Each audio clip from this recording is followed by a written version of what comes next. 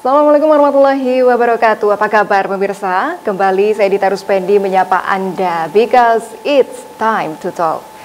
Pemirsa, akhir tahun 2021 sejumlah harga bahan pangan di Indonesia mengalami kenaikan harga. Bahkan kenaikan harga tersebut juga tetap terjadi di awal tahun 2022 dan seolah menjadi kado awal tahun untuk masyarakat Indonesia. Lantas, apa yang sebenarnya menyebabkan kenaikan harga ini? Lalu, akankah berpotensi terjadi inflasi dan langkah apa yang harusnya dilakukan oleh pemerintah? Kali ini akan kami bahas bersama dua narasumber, yakni Bapak Muhammad Faisal selaku pengamat ekonomi dan juga Ibu Diana Dewi, Ketua Kadin DKI Jakarta. Kita sapa satu persatu. Assalamualaikum Pak Faisal. Waalaikumsalam warahmatullahi wabarakatuh. Sehat sekeluarga Pak Faisal? Alhamdulillah sehat, Mbak. Alhamdulillah. Kita juga sudah terhubung melalui sambungan virtual bersama Ibu Diana Dewi. Assalamualaikum Ibu Diana. Waalaikumsalam warahmatullahi wabarakatuh, Mbak Dita. Bagaimana kabarnya Ibu Diana? Alhamdulillah sehat. Alhamdulillah. Kali ini kita akan membahas dengan tema kado 2022 ya, harga pangan yang naik. Namun sebelum kita mulai talk show kita lihat dulu bersama-sama tayangan sebagai berikut. Beberapa waktu terakhir harga minyak goreng di Pasar Gede Bage dan Kosambi, Kota Bandung kembali mengalami kenaikan. Harga minyak curah yang awalnya 10 hingga 12 ribu rupiah per kilogram, kini naik menjadi 20 ribu untuk 1 kilogram. Sedangkan minyak kemasan menyentuh angka 38 ribu rupiah. Meski harga minyak kemasan dan curah naik, namun masyarakat lebih memilih minyak kemasan karena dinilai praktis. Sementara untuk para pemilik warung nasi atau penjual gorengan lebih memilih minyak curah karena lebih murah, meski sebelumnya sempat beralih ke minyak goreng kemasan. Kadang 2,5 kg. 2,5 kg ya. Itu sehari, Pak? Sehari, ya diperhemat sekarang. Oh, sekarang diperhemat? Iya, 2 kilo. Ya bisa diturunkan lagi lah, normalkan lagi lah. Ini tahu naiknya karena apa katanya, Pak? Nggak tahu. Oh, nggak tahu. Kisaran 19,5 sampai 20. 20. Itu awalnya harganya berapa, Kang? Ya, dari 10.000, 11 sampai 12 biasanya. Oh, biasanya. Ya. Sekarang jadi 20. 20 betul. Itu harga naik diperkirakan karena apa sih, Kang? Kurang tahu, mungkin dengar berita mah karena mungkin di sananya importirnya atau bahannya dari kita memang berkurang, atau memang kendala atau apa, kurang tahu gitu.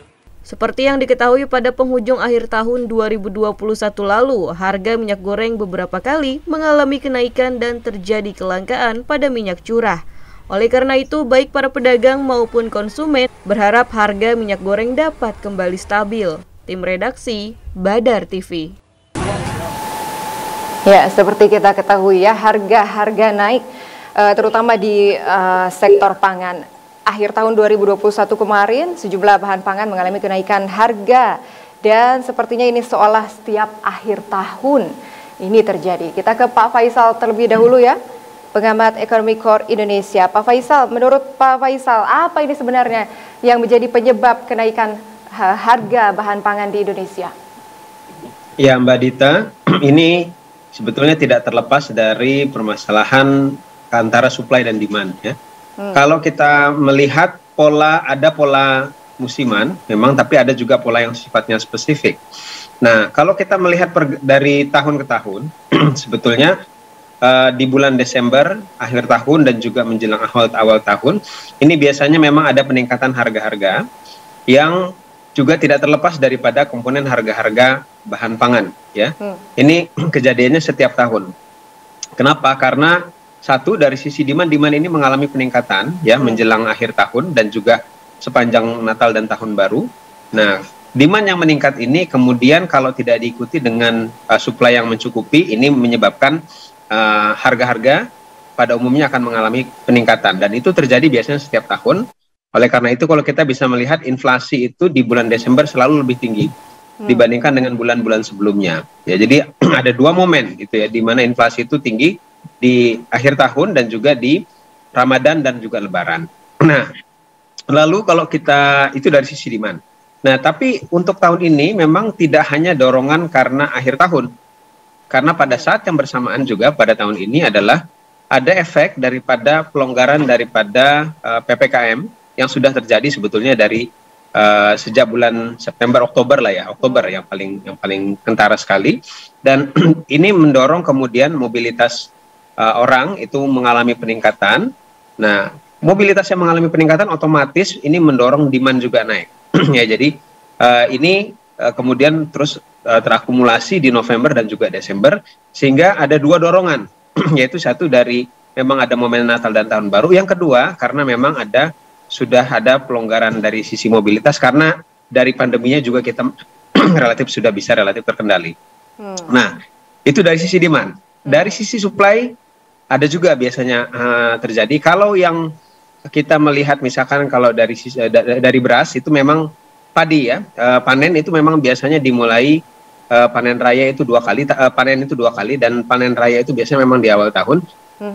Di Februari ya mulainya. Nah, sebelum panen raya ini memang biasanya stok itu sudah mengalami penurunan, dan baru akan terisi lagi stok itu di Februari. Jadi ini memang momen-momen di mana stok itu biasanya mengalami penurunan. Tapi itu padi ya. Antara komoditas satu dengan komoditas lain tentu tidak sama. Tapi kalau yang kita melihat beberapa yang terakhir, misalkan minyak goreng, telur, dan juga kalau tidak salah juga telur ayam dan cabai ya. Nah, ini juga tidak terlepas daripada masalah supply juga, di samping tadi demand-nya yang mengalami peningkatan. Nah, minyak goreng yang meningkat juga tidak lepas daripada itu, karena harga di internasional ya untuk sawit itu memang mengalami peningkatan yang sangat besar sekali pada tahun ini. Dan kenapa meningkat? Ya itu juga tidak terlepas daripada masalah supply, yang dimana kalau sawit ini di internasional dua negara besar yaitu Indonesia dan Malaysia itu yang paling mendominasi. Dan Indonesia dan Malaysia kita tahu di pertengahan tahun kemarin ada lonjakan pandemi ya, yang kalau di kita ini yang kedua, dan itu lonjakannya sedemikian besar sehingga ini menghalangi supply. Dan Malaysia terutama yang dari sisi pengendaliannya atau penurunan lonjakannya ini lebih lambat daripada kita, dan ini juga mengganggu supply dari sawit dari Malaysia, sehingga harga internasionalnya meningkat. Dan harga internasional yang tinggi ini kemudian ditransfer ya, ditransmisikan ke dalam negeri ya, sehingga harga di dalam negeri itu juga menjadi meningkat ya. Nah, jadi memang ada faktor-faktor spesifik di supply juga yang mengganggu, tapi ini sekali lagi saya katakan ada memang faktor musiman dan faktor yang biasa terjadi setiap tahun, tapi di tahun ini memang ada hal-hal spesifik yang menyebabkan kenapa kemudian sebagian daripada bahan pangan ini mengalami peningkatan gitu, Mbak. Faktor musiman dan juga faktor spesifik ya, ada beberapa poin yang saya catat, diantaranya ada permintaan yang naik tapi stoknya turun, kemudian efek pelonggaran PPKM yang berhubungan dengan mobilitas dan juga berhubungan dengan waktu panen raya dan juga harga minyak sawit internasional.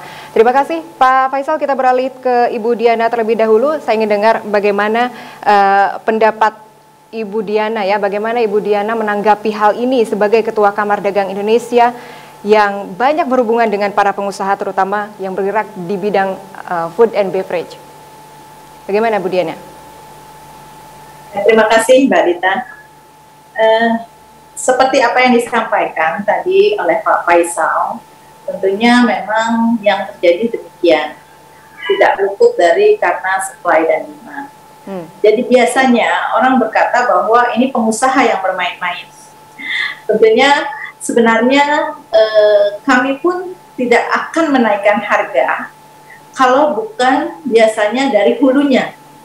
Tadi sudah Pak Faisal sampaikan bahwa memang betul karena supply dan demand. Tapi dari hulunya ini seperti contohnya di cabai, tidak mungkin pedagang dan kemudian petani menaikkan harga, kemudian lalu ke pedagang, kemudian juga biasanya ada rantai yang panjang sehingga sampai ke usernya panjang, itu bermain di harga itu. Sebenarnya kalau bertanya kepada pengusaha, pasti kami menyatakan bahwa murni itu adalah karena dari hulu.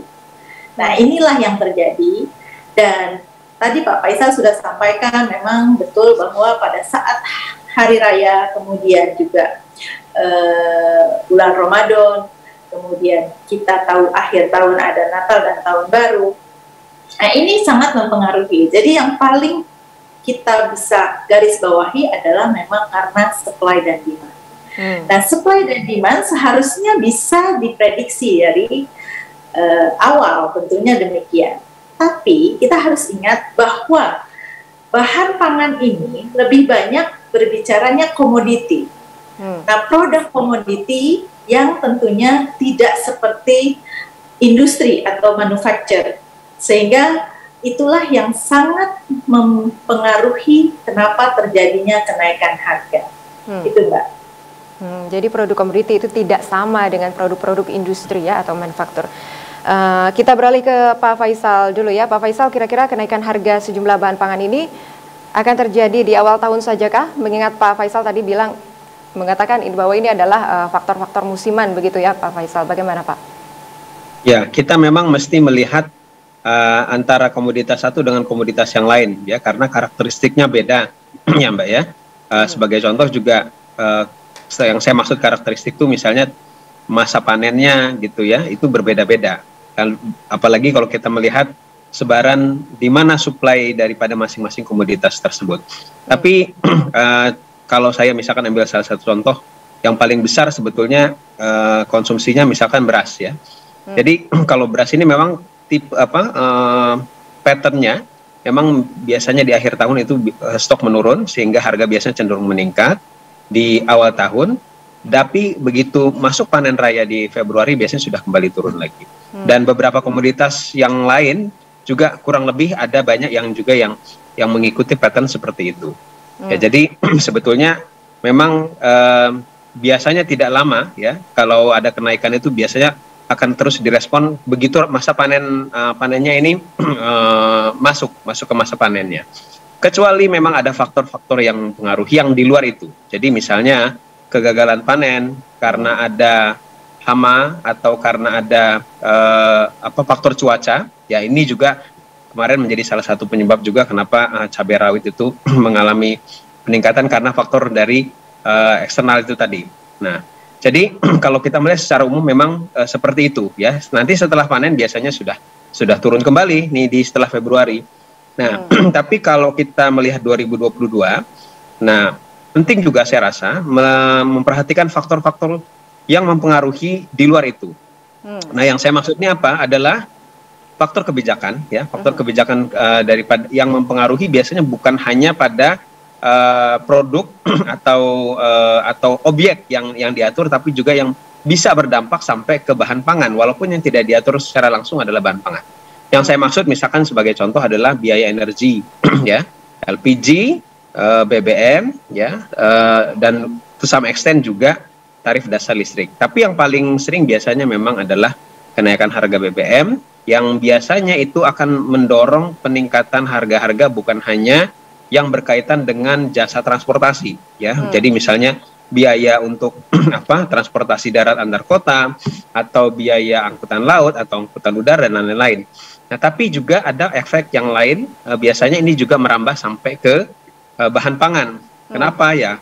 Logikanya sederhana, karena bahan pangan ini transportasinya tentu saja didukung oleh angkutan yang menggunakan bahan bakar minyak. Ya, jadi sehingga kalau ada misalnya kemarin wacana untuk menghapuskan premium, walaupun alhamdulillah sudah tidak ditunda ya atau diubah polanya.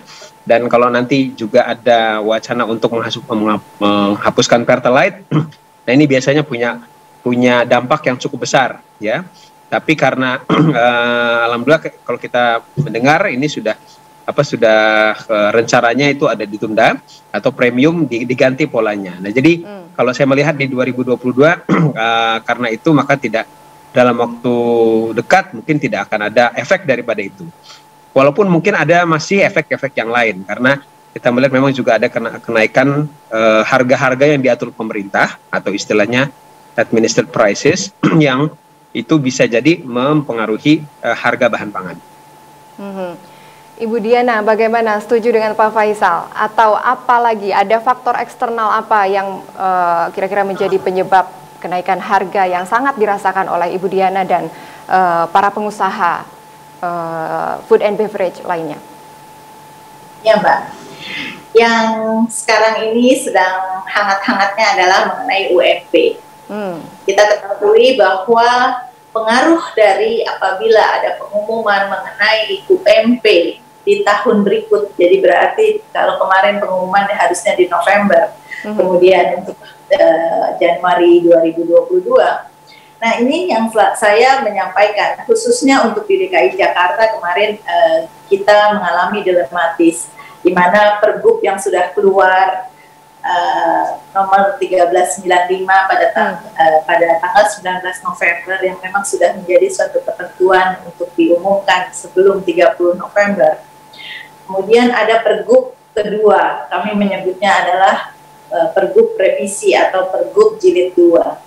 Itu ada perubahan. Nah, ini saya sampaikan bahwa sebenarnya kalau berbicara UMP, biasanya ini adalah berbanding lurus dengan kenaikan, khususnya adalah kenaikan bahan pokok.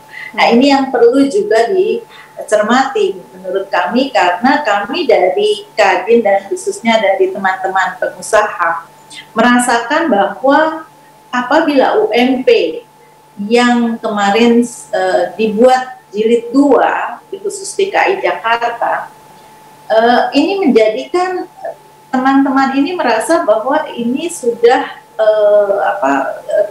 tidak ada kepastian gitu. Karena bukan berarti kalau UMP naik kemudian daya belinya juga jadi bertambah, tetapi kan kita tahu bahwa ini akan juga mempengaruhi kenaikan bahan pokok.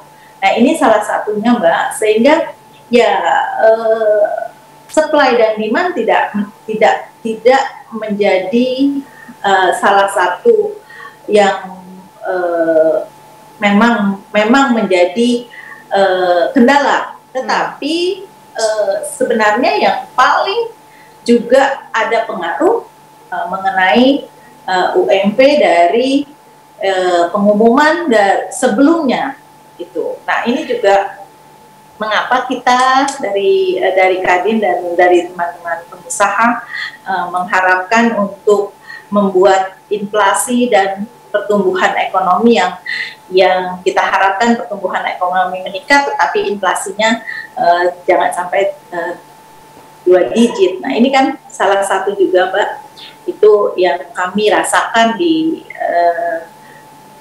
peraturan yang membuat kami merasa dilematis. Gitu, Mbak. Saat ini bisa kita katakan bahwa pelaku ekonomi alias semua pihak yang terlibat ya dalam kegiatan ekonomi yang mencakup produksi, distribusi, dan konsumsi sedang menjerit begitu. Kenaikan harga bahan pangan yang signifikan mempengaruhi perputaran rezeki para pelaku usaha, dan apa saja sebenarnya langkah yang sebetulnya bisa ditempuh oleh kita dalam menghadapi kondisi ini. Ibu Diana, Pak Faisal, pemirsa, kita akan simak rencana-rencana yang akan dilakukan oleh Ibu Diana selaku Ketua Kamar Dagang Indonesia yang mungkin bisa diterapkan oleh kita sebagai masyarakat, sebagai pelaku ekonomi lingkup kecil. Usai jeda berikut ya, tetap bersama kami di Time to Talk.